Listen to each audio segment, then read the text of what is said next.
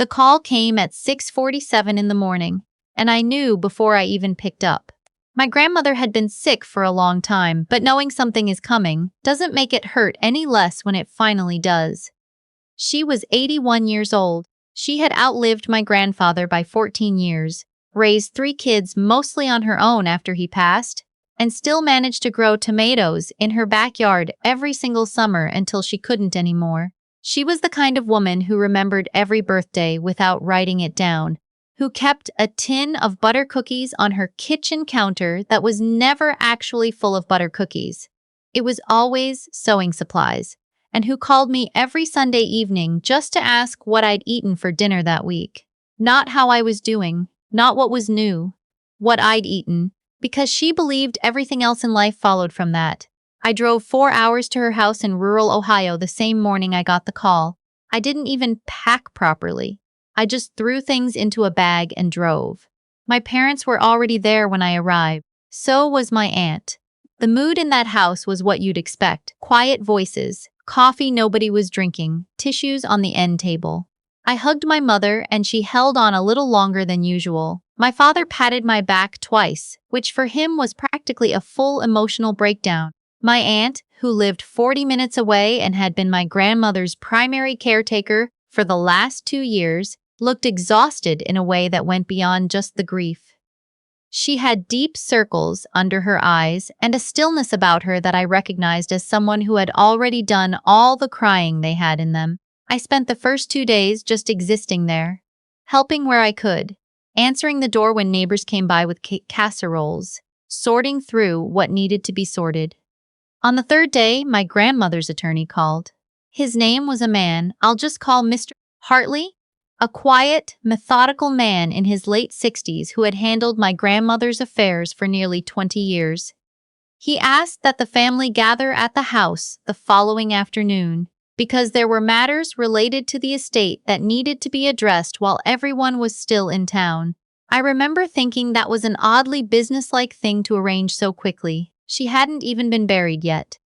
We sat in the living room, me, my parents, my aunt, and Mr. Hartley laid out the situation plainly. My grandmother had updated her will 18 months prior. The house, which she'd owned outright for decades and which sat on 2 acres of land in a part of Ohio where property values had quietly climbed, was valued at approximately $940,000. She had also left behind a brokerage account worth a little over $200,000, some personal savings, and the contents of the house. She had left the house and the brokerage account to me. The personal savings and contents of the house were to be divided equally between my mother and my aunt. There was a very long silence. I looked at my mother. Her face had gone carefully neutral in the way faces go when someone is working very hard not to show what they're actually thinking. My aunt looked at her hands. My father cleared his throat. Mr. Hartley explained that my grandmother had been of sound mind when she made the changes, that there was documentation of this, and that the estate was straightforward with no outstanding debts. He left shortly after, leaving behind a copy of the will and his card. Nobody spoke for almost a full minute after the front door closed. Then my mother said, quietly but with real precision, she obviously didn't understand what she was doing. I want to be honest about what it felt like to hear that. It felt like a door I hadn't known was closed, suddenly swinging open to show me something I hadn't wanted to see. Because in that sentence, in that one careful sentence, I heard the beginning of something. I said I thought my grandmother had been perfectly clear. My mother said she thought we should talk about it as a family before anything was finalized. My aunt stayed very quiet. I went to bed that night unable to sleep.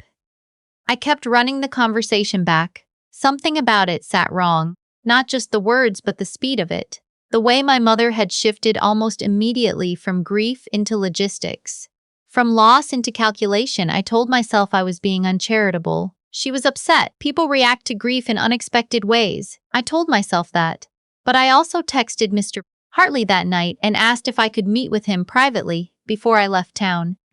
We met the next morning at his office. I explained that I had some concerns about how things might unfold.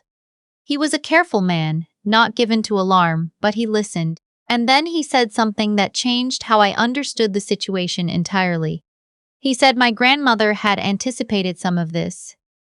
She had told him when they last met 18 months ago that she was worried about certain family members contesting the will. She said she'd seen how her son-in-law, my father, had behaved when her husband's estate was settled years ago, and she didn't want her wishes picked apart by people motivated by money rather than love. She had been specific, she had been clear, and she had asked Mr. Hartley to make sure I knew, if it came to it, that she'd made her choices with full knowledge of what she was doing. He slid a letter across the desk. It was in my grandmother's handwriting. I'm not going to share what it said. Some things are private, but I will say that by the time I finished reading it, I was crying in a way I hadn't cried since I got the phone call 4 days earlier. She had known, she had seen them more clearly than I had, and she had planned accordingly. What I didn't know yet was how far my parents were actually planning to take it. I found out 2 days later. I had extended my stay to help with the practical things. Canceling subscriptions, notifying accounts, all the small administrative grief that follows a death. My aunt and I were working quietly in the kitchen when my mother came in and sat down at the table with the specific energy of someone who has rehearsed what they're about to say. She told me she and my father had spoken to their own attorney. She told me they believed the will was executed under undue influence. Specifically, that my aunt, as primary caretaker, had steered my grandmother's decisions in the final months. She looked at my aunt when she said this. My aunt didn't say anything. She just got up and walked out of the room. I sat there looking at my mother. This woman who had called me every week for 29 years, who had driven me to soccer practice and helped me move into 4 different apartments and cried at my college graduation, and I understood in that moment that she was prepared to drag her own sister through a legal proceeding to accuse her of manipulating a dying woman in order to get access to a house that was never hers. I need some time to process this, I said. I kept my voice very steady. She said she understood and that they just wanted what was fair. I said I'd think about it. I went upstairs, closed the door to the small guest bedroom I'd been sleeping in, and called my own attorney. I had a lawyer. Not because I was particularly litigious or suspicious by nature, but because I'd bought a condo 2 years earlier and had kept the attorney on retainer for a few small things since. Her name was someone I'll call Ms. Vega, a straightforward woman in her 40s who did not waste words. I explained everything. The will, the house, the brokerage account, my mother's announcement, the letter from my grandmother, Mr. Hartley's account of what my grandmother had told him. Miss Vega asked me a few very specific questions. Then she asked if I had physical possession of the letter. I did. I'd taken it with me from Mr. Hartley's office. She said, "Good. Don't let it out of your hands." She also told me something I hadn't thought about. She said that in Ohio, when someone challenges a will on the grounds of undue influence, the burden of proof is on the challenger. They would need to show that my aunt had a confidential relationship with my grandmother, that my grandmother was susceptible to influence, and that the will change was the direct result of that influence. Given that my grandmother had updated her will 18 months before her death, not in the final weeks, not when she was most ill, and given that she had specifically documented her reasoning with her attorney, a challenge was possible but far from guaranteed. What Miss Vega told me next was the part that changed everything. She said I should strongly consider transferring the inherited real property into a trust structure, not because the will challenge would necessarily succeed, but because the process of litigation itself, even failed litigation, could tie up the property in ways that created problems for me. Delays in probate, complications with the title. She said that if the property was my primary concern, I should act to protect it proactively rather than reactively. She recommended an irrevocable trust. I had heard the term before but didn't fully understand what it meant. She explained it clearly. An irrevocable trust, once established, removes the asset from your personal estate. It can't be easily undone. It means that even in the event of prolonged litigation, the asset itself has a layer of structural protection that a direct inheritance doesn't have. There are real constraints. You lose some direct control, you need to name a trustee, But for a property that someone is actively threatening to contest, it was the right move. I asked how quickly we could do it. She said she'd have paperwork ready within a few days, and that we could complete the transfer through the probate process in conjunction with Mr. Hartley once the estate cleared standard probate. I said do it. I flew home that weekend. I didn't tell my parents what I'd done or what I was doing. My mother texted me twice on the drive to the airport. Once to say she hoped I was doing okay. Once to say she thought we'd be able to work things out if we all just sat down together. I didn't respond to either. The next few weeks were the strangest of my life. On the surface, everything looked normal. I went to work, I made dinner. I called my grandmother's old number twice by accident before deleting it from my contacts. I slept badly. I kept the letter from my grandmother in the drawer of my nightstand, which sounds dramatic, but it was the last thing she'd ever written to me, and I wanted it close. Underneath the surface, Ms. Vega was working. The probate process moved forward. The estate documentation's clean. Mr. Hartley was thorough, my grandmother had been organized, and there were no complications with the straightforward assets. The house and brokerage account were designated to transfer to me per the will, and then the trust documents were ready. I signed them on a Tuesday afternoon in Ms. Vega's office. It was a lot of paperwork and about 2 hours of my time. When it was done, the house, the $940,000 property my grandmother had spent 30 years paying off and maintaining and loving, was in an irrevocable trust with me as the beneficiary and Ms. Vega's firm as the institutional trustee for the initial period. It felt like locking a door. A week after that, I got a certified letter from my parents' attorney. He wrote that my parents intended to contest the will on the grounds of undue influence, and that they were also raising questions about the circumstances of the estate update 18 months prior. The letter was long and full of legal language and was clearly designed to feel intimidating. There was a section about how contesting was being done out of love for the family and to honor the true wishes of the deceased. I read it twice, slowly, and then I scanned it and sent it to Ms. Vega. She called me that evening. "Are you okay?" I said I was. She said, "Good, because here's what I need you to understand. The trust is already done. The property is protected. Whatever they file, they cannot touch that asset in the way they're hoping. What they can do is make this take longer and cost more money, but they cannot get the house." She paused. "Your grandmother was smart," she said. "She saw this coming before you did." I didn't say anything for a second. "I know," I finally said. "She always was." The contested probate process started the following month. My parents filed formally. Their attorney made the case that the will update had been orchestrated by my aunt, who had exclusive access to my grandmother in her final years and had allegedly isolated her from other family members. It was a serious accusation, professionally presented, and I knew it cost real money to file. My aunt was devastated. She called me crying the night she was served with the formal notice. She said she had never pressured my grandmother about anything, that the will change had been my grandmother's idea, brought up completely unprompted one morning over coffee when my aunt had driven over to help her with physical therapy exercises. My grandmother had simply told her she'd already made the changes and wanted her to know, so there would be no surprises. I believed her completely, and more importantly, so did the probate court.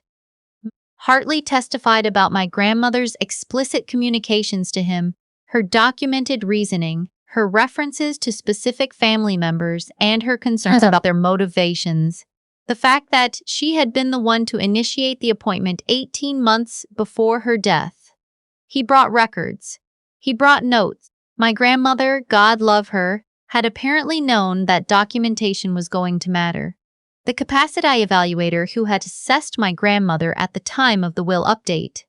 Standard practice for elderly clients making significant estate changes. Provided a written record confirming she had been fully competent. The challenge failed.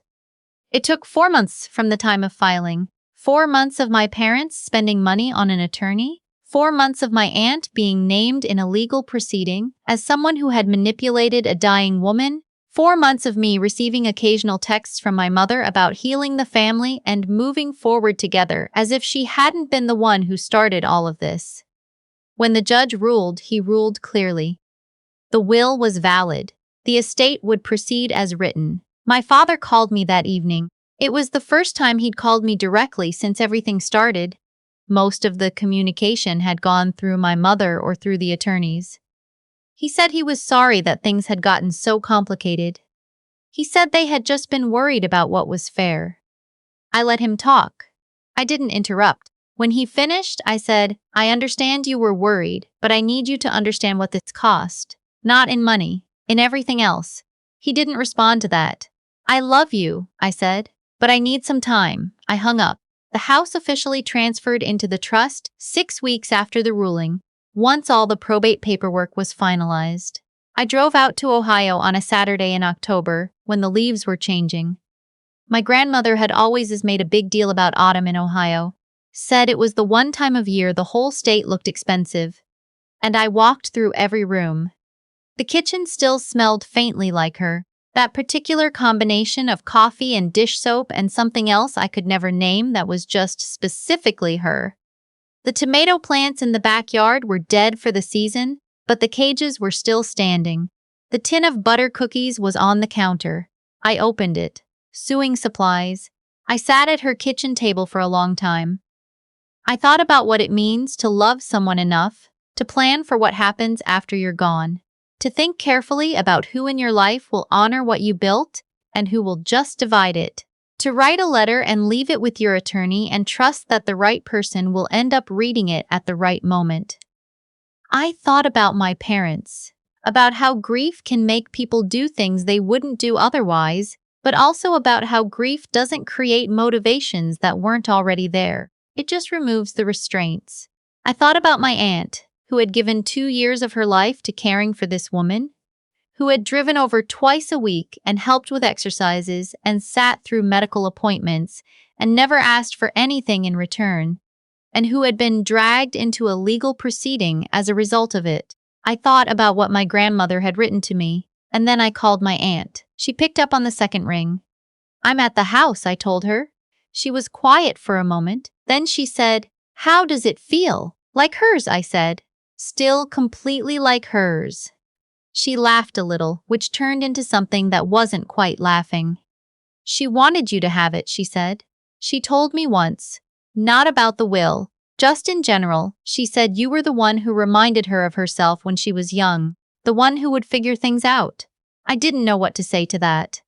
"I'm going to take care of it," I said eventually. "I promise." "I know you will," my aunt said. She knew it too. I stayed until the sun started going down, which in October in Ohio happens embarrassingly early. I walked the perimeter of the yard. I checked the locks on the windows out of some instinct I didn't fully understand.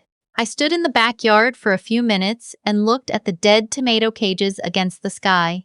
Next spring, I am going to plant tomatoes. I don't have her talent for it. She always said tomatoes needed consistency, that they could sense neglect, which I always thought was her projecting.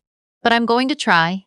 I'm going to put plants in the ground and water them and see what comes up. Some things you learn by doing, some things you inherit, and sometimes the most important thing a person can leave you isn't a house or a brokerage account, or a legal structure designed to protect what you've earned. Sometimes it's the knowledge that someone saw you clearly, believed in you completely, and decided, quietly, deliberately, without drama, to make sure you'd be okay after they were gone. I locked the front door behind me and drove home as the sky went dark.